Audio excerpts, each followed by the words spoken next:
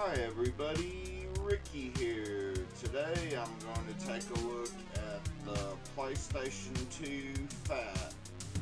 It's the original PlayStation that came out in Japan in 2000 and here in America in 2001. This one's a little bit power hungry, uses about 90 watts, but the cool thing about it is you can play your video games from the hard drive off of it. It's kind of the pioneer of being able to do that on game systems. It also was like the first console to come with USB ports, even though they're USB 1.1 extremely slow. It was still really cool to bring that. A lot of people were at first were like, why are you putting that on a video game console? Because, you know, it was like already on the computers. And then now it's like on all the systems and stuff. What I always thought was funny is it also has that FireWire off there, but I don't know too many people that use the FireWire that much on the systems. Is mainly these USBs, because you can use flash drives and other various devices. There it is up closer. I took the cover off the back of it. That's where the hard drive goes in. And you have to buy a network adapter, which I had to do. And this is the network adapter right here. You can find them plenty available on the eBay and usually at some stores, video game stores and antique stores and stuff. It plugs into the interface of the PlayStation there, and then an old IDE drive plugs into this. I have a 320 gig Maxter drive that's like ancient, but it still works. 320 gigabytes. You can find these refurbished on newegg.com and some other places, though they do have some modern adapters where you can adapt them to these and use like solid state drives and other things with these older retro systems. So basically you just plug this into there like that. Let's set that there for a second so I don't drop it. And then back here, you just slide that right in there, and it just goes in, and then you bolt the screws in right here.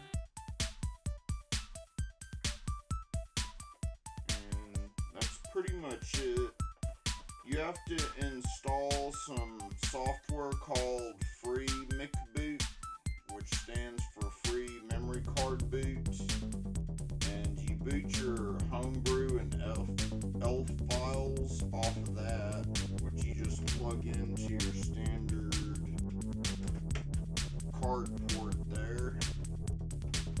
The games on the hard drive, you have to hook it up to your personal computer and copy them over to be able to play them on here and stuff. If you want movies and other things on the hard drive, you usually got to copy them to this USB drive and move them over that way. This does have a front loader drive, so if it gets stuck, you usually just have to take the shell off to be able to access the game to get it out. Though I've never had any problems with this unit. I've always just used the hard drive to play backups of a lot of the video games. It's just so much easier.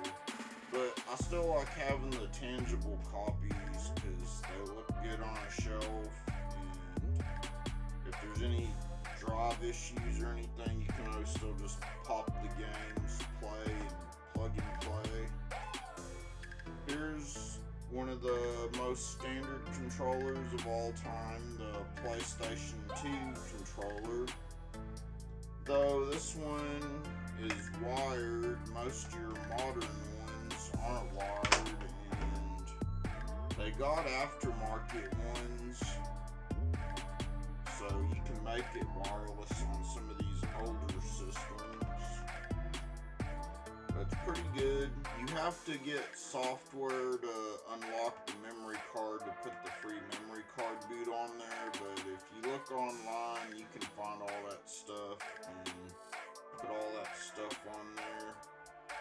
Later on, they brought along this lot slimmer model, which uses a whole lot less power. It just sips the power compared to this one, but obviously you can't play hard drive games on it unless you buy like a aftermarket case for the bottom of it, and you gotta do some solder work on it. But it is possible to play it even on the slims, and you still can load movies and stuff through your USB flash drives on there, and you can plug in free memory card boot. You can boot your homebrew games, backups of it on this as well as that, so that's still a plus. The power supply is external instead of internal like this one, so that's part of like how they were able to shrink this board down so much from being this. Plus in the early days, you know, when you didn't have as many consoles as a lot of people have these days, they wanted to make them as big as possible so you could showcase them, kind of like the old stereo consoles and the old TV consoles that were really big compared to these flat panel TVs nowadays. And here's a bunch of games I got from my uncle. A lot of them I just got it like over the years at Christmas time or something. There's Harry Potter. Some of them are like just stuff from GameStop. Rocket, Powered Beach Bandits, Crash Twinsanity, Medal of Honor, Rising Sun. As you can see, those are just generic cases. Cosmic Destruction, Ben 10.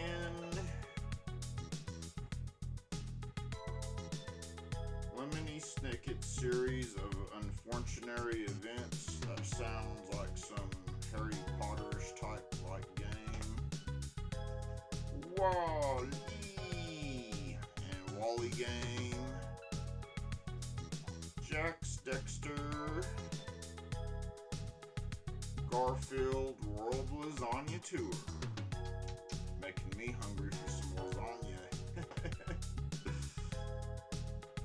The Tasmanian Tiger. These are always fun, these animal type games that they make out of all these games. I've always liked them on many systems that have been ported over. All kinds of systems with animal characters. Those are always fun. Another Harry Potter game. Harry Potter and the Goblet of Fire.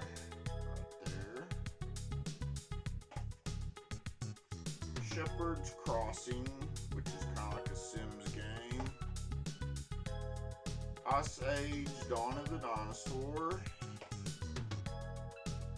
Shrek's Carnival Craze Party Games, which is a lot like just being at your typical carnival. Crash of the Titans. Crash Bandicoot Wrath of the Cortex. They made so many Crash Bandicoot games. Even on PlayStation 1, it's like they had a bunch of them. One really cool thing is I found this one actually at a pawn shop for $3. Even says it right there on the back of it. But it's still sealed branding. It's a Guitar Hero, so I kept it sealed. Kingdom Hearts. Which unfortunately I didn't get the game to that when it was given to me, as it was bought in a lot of games and my uncle gave it as a Christmas gift. It ended up having in it Pirates of the Caribbean, or Caribbean, you know, either way you want to call it, but which that game would have been worth some money, but you know, Kingdom Hearts, Disney stuff, I always like Disney stuff, but who doesn't, right? And Teenage Mutant Ninja Turtles. Got a lot of graphics there on the back.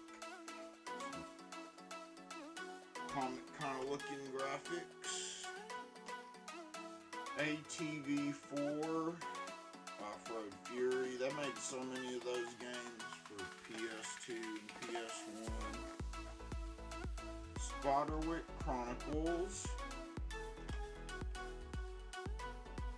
Another one of those Harry Potter type games. Thrillville Carnival Rides. Kind of like roller coasters and all that. Another Ben 10 there.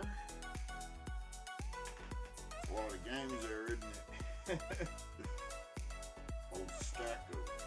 Move them over here.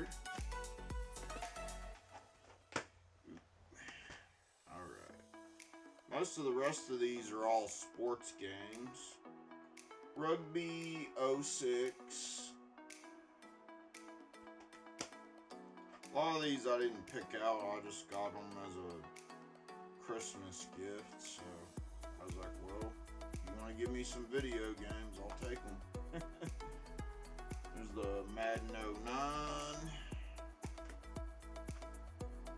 Madden 08, that one just has a generic GameStop cover, Madden 07, kind of terrible, old John Madden passed away. That guy really had his hand in the football there, making all them football games and doing all the announcing and everything, even all the way back in the Sega days. I still remember the first one, John Madden. Before that, it was always the Joe Montana games. And this one's CCAA 05 football, another EA sports game, kind of a different spin on the football games. This one's NCAA 04. This one's Backyard Football 09, which seemed like they made this one more kind of cartoonish. That's why I guess they called it Backyard Football Games. Major League Baseball 2K8. Major League Baseball 2K5. And I got one Tiger Woods game from 2003. Still can even see the $4.99 price tag. And then a couple extra memory cards with free McBoot on them. But mainly, I like using this big one because I can just play all the games straight off the hard drive, which makes it convenient. I still like this one though. Maybe in the future I'll get one of those cases where I can put on there and put a little hard drive in there. It usually takes two of those 2.5 inch hard drives instead of that big 3.5 inch hard drive. I might even upgrade this one to solid state eventually because, you know, they got the bigger drives now that go with it. But I get quite a few games with this 320 gig drive, and I got a few movies and TV shows, stuff like that on there. So it's pretty cool. They run homebrew. Good little system. I'd recommend it to anybody if you run across them on eBay or in a thrift shop, antique store, anything.